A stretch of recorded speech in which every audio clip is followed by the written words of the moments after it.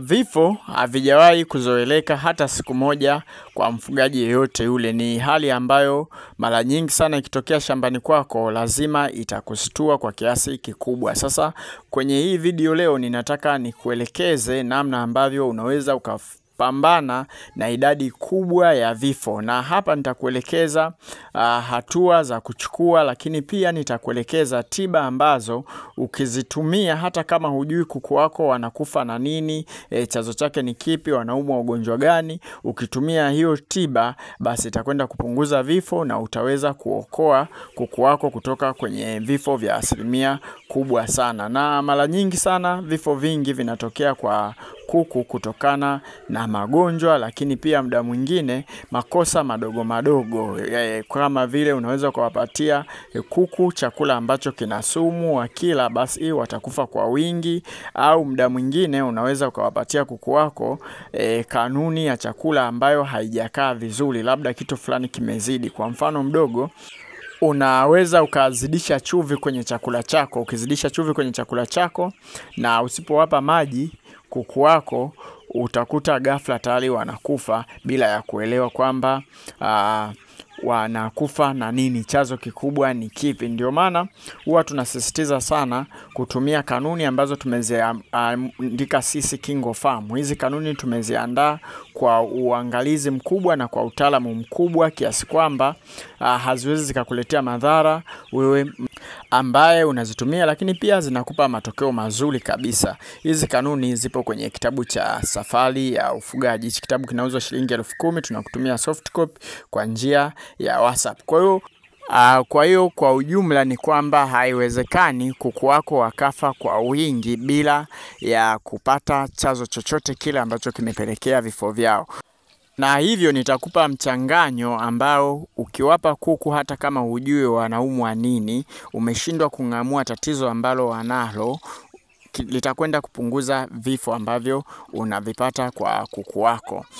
Sasa tuwazie hapa upande wa kwanza, kuku ambao wanaumwa. Yawezekana kuku wako ameonyesha dalili za ugonjwa kwa muda mrefu, lakini hukuweza kutambua kwamba labda hii dalili inaashiria kwamba kuku anaumwa. Kwa hiyo wakafikia hatua ya kwamba ule ugonjwa ukawa tayari sugu, na hivyo ukaanza kupata vifo kwa wingi bandani.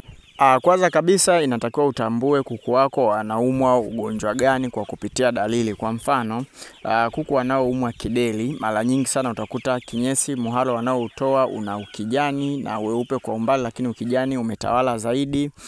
Utaona wanasizia, wengine wanatoa udenda, kuna wengine ambao huwa wanazungusha vichwa, wanazunguka, wanakunja shingo. Kwa hiyo unajua kabisa kuku wangu hawa wanaumwa kideri. Hiyo itakusaidia kuweza kupata tiba ambayo moja kwa moja itakwenda kutibu huo ugonjwa kuliko kuhangaika na tiba nyingine. Maana yake kuna mfugaji mwingine labda kuku wake anaumwa kideri lakini anampa tiba ya mafua. Kwa hiyo kuku hawawezi wakapona, na hivyo watakuwa wanakufa kwa wingi zaidi. Kwa hiyo ni muhimu sana kutambua ugonjwa ambao wanaumwa.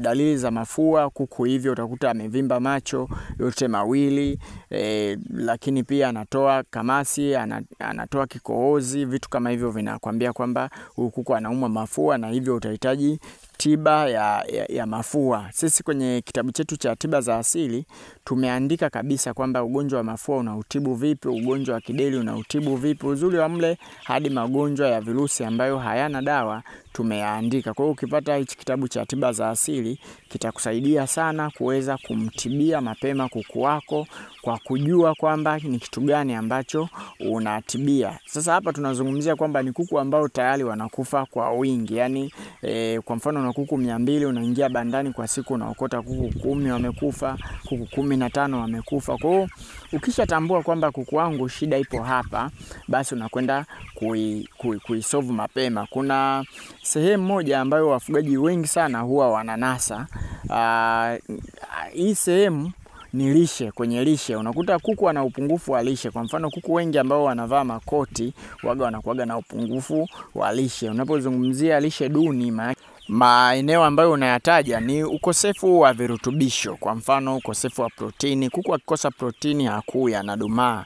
Ukosefu wa vitamini, kuku atashindwa kupambana na magonjwa, kupambana na stress, vitu kama hivyo hapo. Kwa hiyo kuku wako anakuwa dhaifu kiasi kwamba ukija hata ugonjwa kidogo kuku wako anaweza akafa. Hawa kuku hawa usiwaone hivi, wanapitia vimelea wa magonjwa mazingira wanaoishi hivyo. Mbu tu, unajua mbu anaeneza ugonjwa kwa kuku. Yaani mbu analeta ndui vizuri kabisa. Unaweza ukaniambia ni banda gani utalitengeneza mbu asiingie. Kwa hiyo magonjwa, vimelea wa magonjwa wanakuja, ila sasa kupitia lishe kinga ambazo tunawapa zinawalinda na vile vimelea wa magonjwa. Kwa hiyo jambo muhimu pia ili eneo ni kwamba hakikisha lishe unayowapa kuku wako ni sahihi. Kuna wafugaji wengi ambao wanawapa tu pumba kuku wao. Kuku jamani hatumii pumba. Yaani ukimpa pumba tupu unamnyima sana. Tena umemfungia bandani unampa pumba tupu. Ni bora hao kuku ambao mnawaacha tu nje, ukiwapa pumba wale watakula pumba, watashiba, lakini unajua kuku katika kuzunguka kwake atakamata wadudu, kuna majani atakula, kwa hiyo mle ndo anapata vile virutubisho. Hawa kuku wa kienyeji unaweza ukasema mbona pumba mimi ninawapa kuku wa kienyeji wanaenda vizuri, ni kwa sababu virutubisho vingine wanajitafutia wao wenyewe.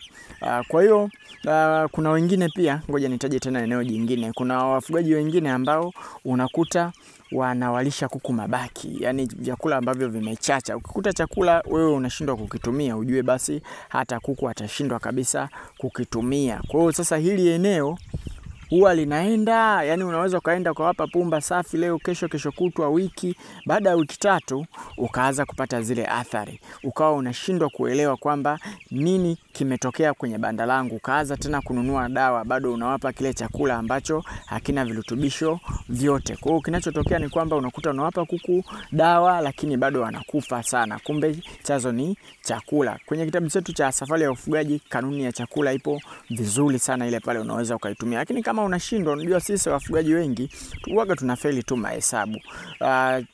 Chakula cha dukani ambacho tunaamini kabisa kina virutubisho vingi na tunachokwama ni gharama kukinunua, kwa sababu gharama ya juu. Kile chakula ukiwapa kuku wako wananenepa tena kwa wakati, kwa hata kuwauza utawauza kwa bei ya juu, japo utapata faida labda kidogo. Ndio maana tunatumia hivi vyakula vya ziada vya kutengeneza, ni kupunguza tu gharama. Lakini vyakula vingi vya dukani, makampuni makubwa kama vile Silverland, Alvin na makampuni mengine yanatengeneza vyakula ambavyo vina ubora mzuri kabisa. Sasa nimeongea kwa muda mrefu sana kuhusiana na utambuzi wa ugonjwa ambao kuku wako wanaumwa. Kwa hiyo itatakiwa uwatibie vile. Lakini pia jambo jingine muhimu, hiki ndio ni kipindi ambacho unahitaji biosecurity kwa kiwango cha juu sana. Yaani kutokuruhusu watu waingie bandani kwako. Yawezekana kuku muda mwingine wakapitia hiyo hali, kutoka labda mtu ametoka kwenye banda ambalo lina magonjwa akaja bandani kwako akaingia, basi akaleta ule ugonjwa. Kwa hiyo inatakiwa ufanye biosecurity. Na kwenye biosecurity jambo jingine muhimu, wale kuku ambao unaona wana uafadhali hawaumwi, ni bora ukawatenga na kuku ambao wanaumwa. Yaani kuku ambao wanaumwa ukawaweka mabanda yao, na kuku ambao hawaumwi ukawaweka mabanda yao, na ukawatibia wote. Tena ukawa makini sana kuwatibia kuku ambao bado hawaumwi kwa kuwapa kinga. Kuna kinga za asili zipo kwenye kitabu cha tiba ya asili. Vitabu vyetu sisi tunauza shilingi 10,000 kila kitabu, vipo kwenye mfumo wa PDF. Kwa hiyo ukawa unawapa zile kinga ili na wao wasije wakapata magonjwa. Kwa hiyo ile itakusaidia, utakuta unapunguza vifo, lakini pia hawatakufa kuku wote. Sasa hapa nataka nikutajie mchanganyo ambao ni muhimu sana kutumia. Huu mchanganyo unatibu magonjwa mengi sana. Kuna kitunguu saumu.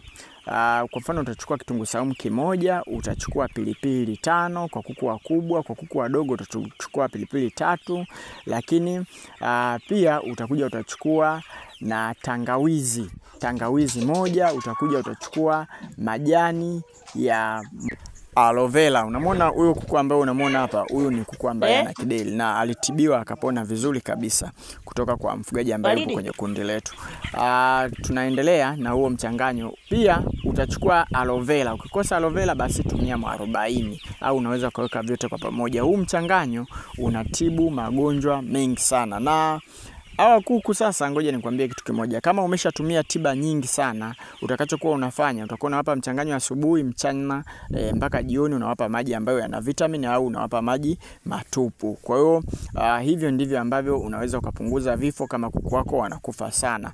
Hivi vitabu ambavyo unaviona hapa ni vitabu ambavyo sisi tunavyo, na kila kitabu tunauza shilingi 10,000. Kitabu cha tiba za asili kina tiba zote za asili, michanganyo yote, magonjwa yote, utaratibu kutumia hicho kitabu. Ufugaji wa broiler kinakusaidia namna ya kuwakuza kuku wako wa broiler ili uweze kupata faida. Siku 24 kuku ana kilo 1.5, kwa hiyo utapata faida kwa wakati. Pia na kinga na tiba za asili kwa ajili ya broiler zipo humo za kutosha. Lakini pia kuna safari ya ufugaji. Hichi ndio kina kanuni bora za kuchanganya chakula. Asanteni na kwaherini.